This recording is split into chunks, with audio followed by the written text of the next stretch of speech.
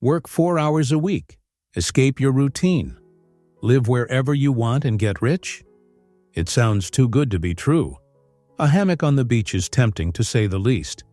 But is it possible? Yes, it is possible. Believe it or not, there are plenty of people doing just that. But can everyone do it? No, absolutely no. Starting from scratch with no capital and no experience, and only wanting to work 4 hours a week is definitely not going to work. But even so, many valuable ideas can be gleaned from this book. And just knowing that it's possible puts you on the road to getting at least as close as possible. But how do you do that?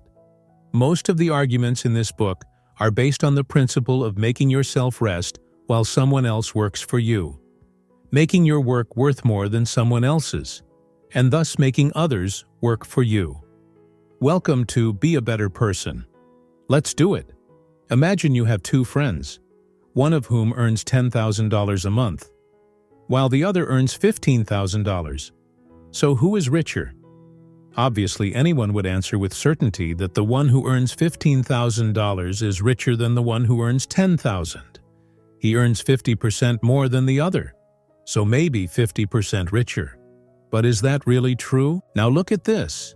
If I were to complete the question by saying that the person who earns $10,000 works 20 hours a week while the person who earns $15,000 works 40 hours, who would be richer?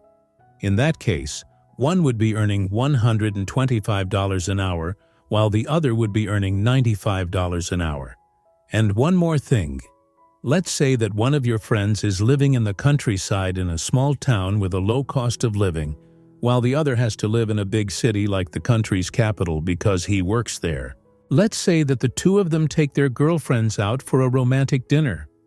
And let's say that in the countryside the price of a dinner for two is $50, while in the capital city something like that doesn't cost less than $200.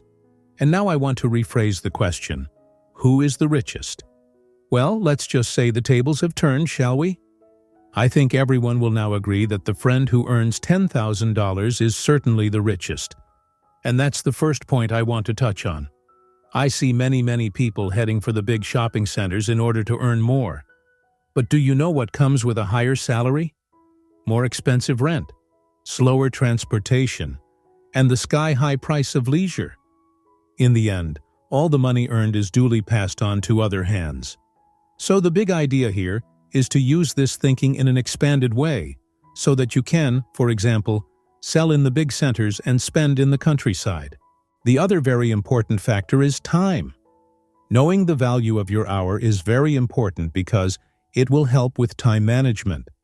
Time management is one of the fundamental pillars of financial growth. Think of your time as a valuable resource, just like money.